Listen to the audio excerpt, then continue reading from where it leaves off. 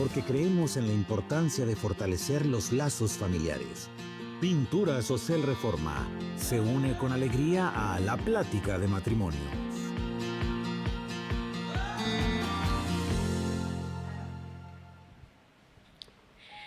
Muy buenas tardes. Es un gozo estar para nosotros aquí con ustedes en esta tarde de viernes. Dayami y mi esposo Noel nos sentimos muy honrados de esta invitación que nos ha hecho Radio Vida. Muchas gracias por esta oportunidad de poder compartir con ustedes este tema tan importante para matrimonios, que es esposos conforme al corazón de Dios. Sí, y esta frase, esta expresión viene de la Biblia, en Primera de Samuel capítulo 13, versículo 14. Ahí mismo Dios está hablando sobre David, que él era un hombre conforme al corazón de Dios. Y no quiere decir que David haya sido un hombre perfecto.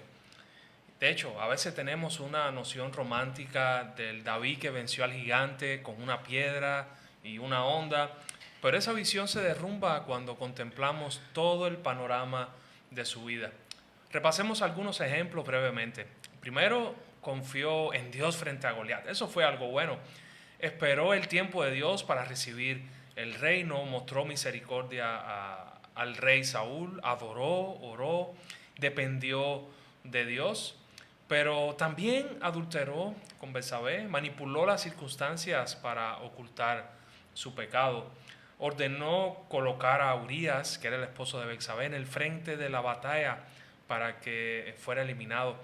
Hizo un censo motivado por orgullo y confiando en su propio poder. Tampoco fue el ejemplo de esposo que queremos en la Biblia, pero hay un gran pero. Él fue un hombre, según declara la palabra, conforme al corazón de Dios. Y esta tarde vamos a descubrir qué significa esa frase y cómo podemos aplicarla a nosotros en el matrimonio, en el día a día. Si hubo esperanza para David, pues también la hay para nosotros.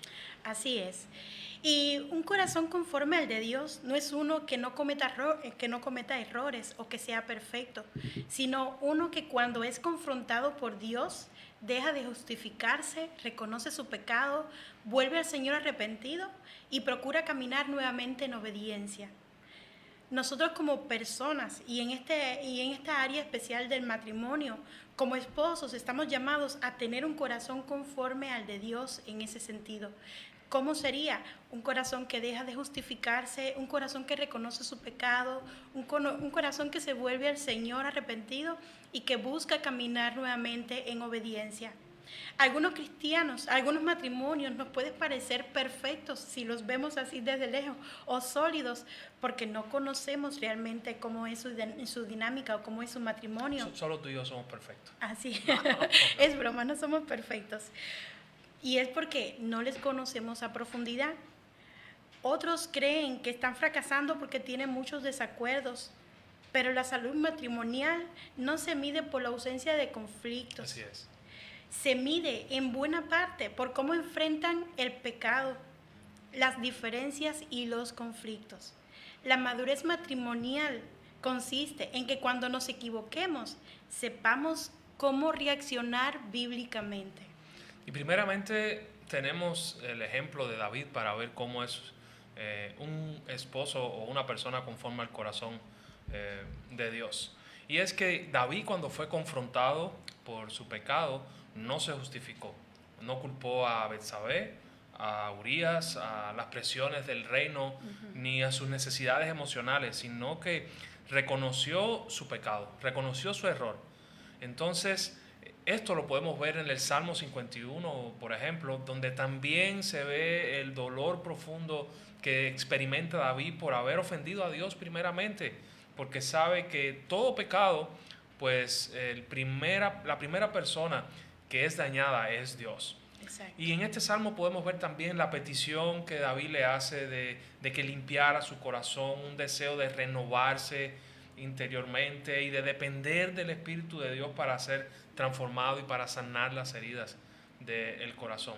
Este salmo también es sorprendente porque vemos una disposición en David a cambiar, a rectificar, a no seguir el mismo patrón destructivo. Y esto dice de David que tenía un corazón quebrantado y un corazón humilde, un corazón conforme a Dios. Así es. Vamos a ver entonces algunas señales de cómo se vería un corazón conforme al de Dios. Y yo creo que la primera y más importante es quién ocupa el centro del matrimonio. Y en este caso, para los hijos de Dios, Cristo debe ocupar el centro del matrimonio. Mi cónyuge no puede ocupar el lugar que solamente le corresponde a Cristo. Y a veces llegamos al matrimonio con esta idea de que el cónyuge pues debe satisfacer todas nuestras necesidades. Sí, ser el centro. Y muchas frustraciones matrimoniales nacen cuando esperamos que nuestra pareja sea el centro, en este sentido, satisfaga todas nuestras necesidades. La palabra clave es todas. Todas, exactamente, cuando nuestras expectativas están en eso, en que la persona que tenemos a nuestro lado debe satisfacernos completamente. Siempre nos comprenda, nos haga sentir valiosos, nos proporcione felicidad permanente y nunca nos decepcione. Ojo, cuando decimos esto no nos referimos a que no debemos tener el estándar alto con respecto al matrimonio y lo que debemos aspirar como pareja. Sí debemos aspirar a complementarnos el uno al otro y glorificar a Dios de esta manera, pero no debe suplantar nuestra pareja el lugar de Dios en nuestra vida. Ningún esposo ni esposa puede soportar el peso de convertirse en el salvador de la otra persona. Porque dos personas imperfectas no pueden producir una relación saludable solamente mediante buenas intenciones. Así es. Necesitamos el amor de Dios, necesitamos que Dios guíe nuestras vidas para poder producir eso en nosotros. Porque nuestras expectativas siempre serán mayores y con ese mayores viene también el ser destructivos y a veces injustas nuestras expectativas. Porque sin la gracia de Dios, esas expectativas en el matrimonio pues van a tener un componente o van a estar un poco cargadas del egoísmo, de satisfacerme a mí, de quiero que tú satisfagas mis necesidades. Entonces, en ese sentido, solamente podemos aferrarnos a la gracia de Dios y mostrar una sinceridad de corazón. Otra de las características es que debemos obedecer a Dios y a su voluntad por encima de nuestras emociones. Exacto. Tener un corazón conforme a Dios significa desear hacer la voluntad de Dios y hacerla, aun cuando nuestros sentimientos nos empujen en otra dirección. En el matrimonio habrá momentos en que como cónyuges no sentiremos deseos ni de escuchar, ni de perdonar, ni de servir, ni de hablar amablemente o buscar la reconciliación, o mostrar afecto, o incluso reconocer de que estamos equivocados. Pero el amor bíblico, el amor que Dios propone y con el que nos capacita para tener matrimonios prósperos en su voluntad, pues no es solamente emoción, también es una decisión. Y es una decisión de en cada día, cada paso, obedecer a Jesús, obedecer en el propósito, porque en ese es en el que vamos a sentirnos plenos y llenos de gozo. Entonces, yo no debo esperar a sentir deseos de pedir perdón cuando estamos en una situación difícil, porque probablemente en ese momento no lo sienta.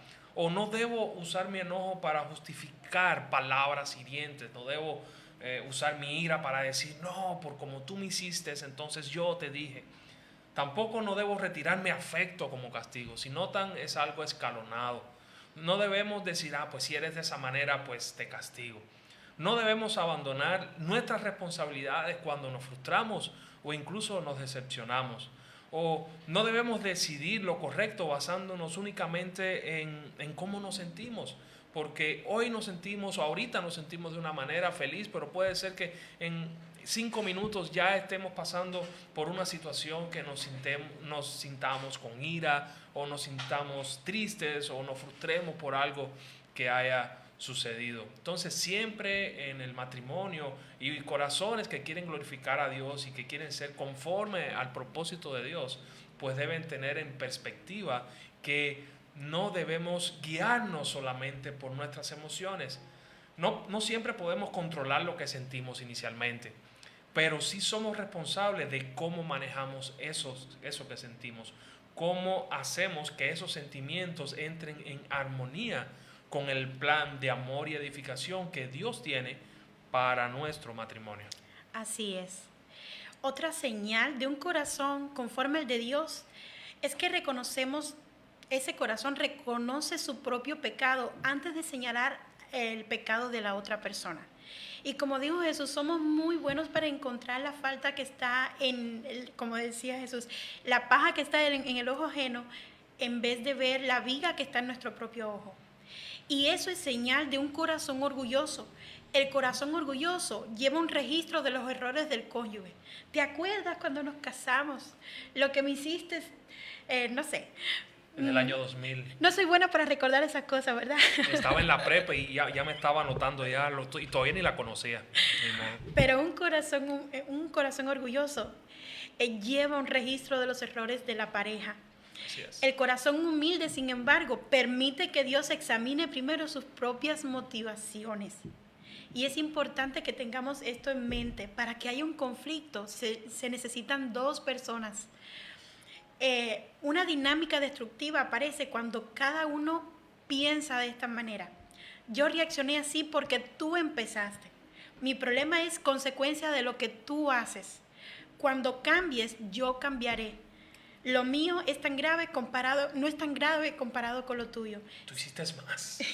Si notan, estas ideas tienen una idea detrás que es como que tú eres, por tu culpa yo hice esto.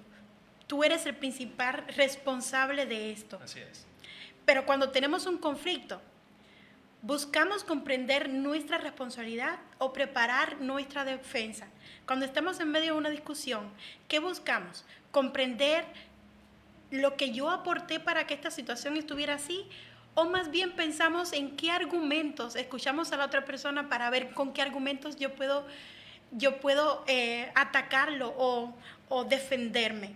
Entonces, en lugar de preguntar primero, ¿por qué eres así? ¿Cuándo vas a cambiar? ¿No entiendes lo que me estás haciendo? Quizás debemos preguntarnos, Señor, ¿qué hay en mi corazón? ¿Cómo estoy contribuyendo a este problema? ¿Qué actitud u omisión debo reconocer? ¿Qué palabra, actitud o omisión debo reconocer? ¿Estoy buscando la restauración o simplemente ganar la discusión? Una forma de que entendemos que estamos en el buen camino es que aceptamos la corrección y confesamos con el cónyuge sin buscar excusas. Un corazón conforme a Dios no solamente corrige, sino que también sabe ser corregido. David necesitó del profeta Natán le dijera, tú eres aquel hombre al cual ha fallado.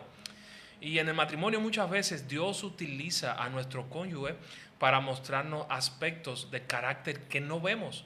Dios usa a nuestra pareja para enseñarnos áreas en las que áreas de oportunidades en las que debemos cambiar. Entonces, podemos responder de dos maneras, una manera orgullosa o una manera humilde. Y esté atento al checklist, a ver si los síntomas pues, los ves.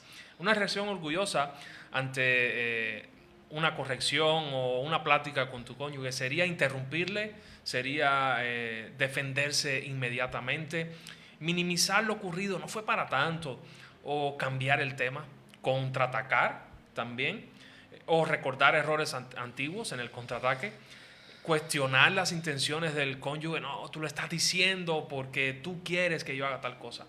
O presentarse como la víctima, hacerse la víctima para evitar asumir la responsabilidad. Pero una reacción humilde escucha completamente. Exacto. Hace preguntas para entender porque lo que quiere es sanar la herida. Separa el tono imperfecto del contenido real y verdadero, porque muchas veces esos reclamos van a venir con dolor. Entonces, el cónyuge sabio y que tiene una reacción humilde, pues discierne qué es lo que viene detrás del dolor y qué de tanto de verdad hay en el reclamo que hay. Agradece también lo que Dios le está mostrando para poder cambiar y busca una respuesta concreta, una acción concreta. Exactamente, una acción concreta que podamos hacer para pedir perdón bíblicamente. Les voy a dar algunas ideas de cómo podemos accionar concretamente para poder pedir perdón bíblicamente. Así que anótenlo bien. Sí, si tienes la oportunidad de apuntar, pues te invito a que lo apuntes. La primera es nombrar claramente el pecado, identificarlo. En este caso, pues te hablé con desprecio, te hablé con ira o te ofendí. Identificar el pecado y platicárselo a la otra persona, confesárselo a la otra persona y a Dios. El segundo, evita las excusas. No decir, perdóname, pero tú también hiciste tal cosa. No. No pasar al contraataque. Exacto. Hazte responsable de lo que hiciste. Reconócelo, confiésalo y hazte responsable de lo que hiciste. Otra cosa que debes hacer es reconocer el daño. Es decir, lo que lograron tus palabras, lo que resultaron tus palabras en el corazón de otra persona. Pudieras decir algo como, mis palabras te hicieron sentir humillada y poco valorada. Otra cosa que puedes hacer es reconocer la ofensa contra Dios. Como David. Como decía mi esposo anteriormente, cuando fallamos contra alguien, principalmente fallamos contra Dios y después contra la persona. Por eso es importante tener en cuenta que eso en el proceso de pedir perdón bíblicamente. Puedes decir como, no te traté con la paciencia y el amor que Cristo demanda. Cuando no somos pacientes con la persona, no estamos solamente fallando contra la persona, sino también contra la demanda de Cristo, con lo que Cristo nos pide que hagamos. Otra cosa que debemos hacer es pedir perdón. Cuando pedimos perdón, la otra persona, no debemos ir con la expectativa de que la otra persona me tiene que dar el perdón. No, no es así. Pero pedir perdón es una parte que sana dentro del proceso. Otra cosa que debemos hacer es proponer un cambio concreto.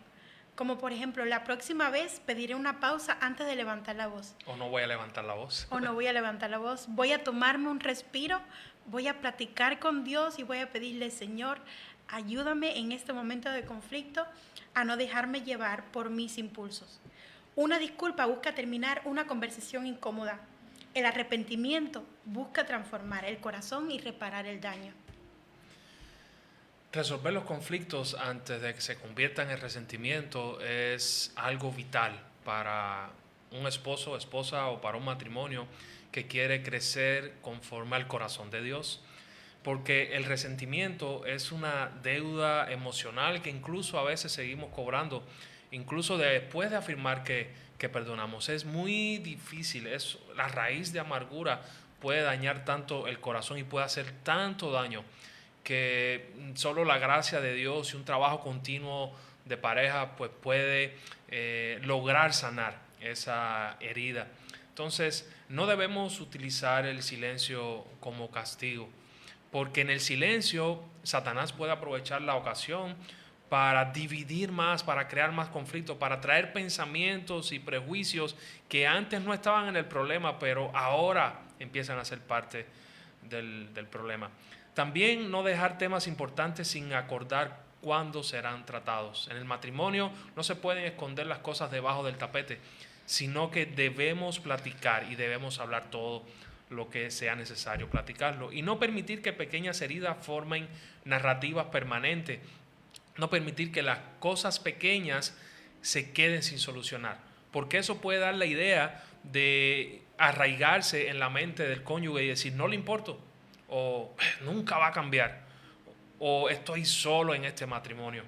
Entonces no permita que el resentimiento ahogue la pasión y el amor que Dios quiere para un matrimonio con propósito. Aprende a apreciar también las diferencias. Que sean diferentes no quiere decir que sea pecado.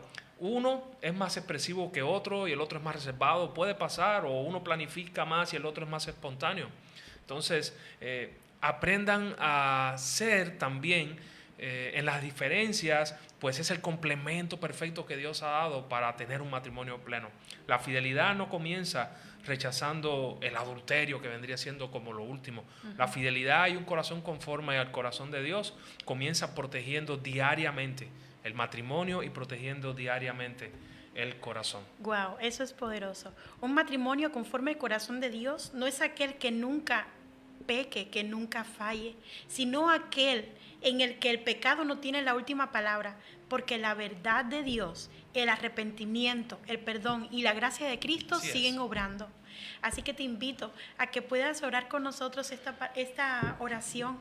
Si has visto en tu corazón que tu corazón es falto de eso, de lo que Dios quiere que tengas, entonces te invito a que puedas hablar con Dios a través de esta oración que vamos a elevar por ti. Pero antes de orar, quisiera decirte que si aún no conoces de Jesús, pues te invito a que puedas tener un matrimonio pleno en su propósito y lleno de gozo. En Él se puede revitalizar todo. Entonces, Dios te bendiga mucho. Amén.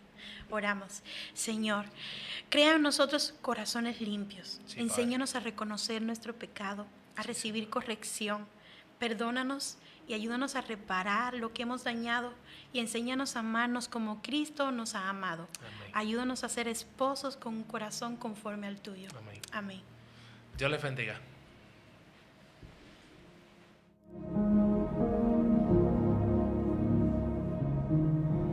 Escuchaste La Plática de Matrimonios, un espacio copatrocinado por Pinturas Ocel Reforma.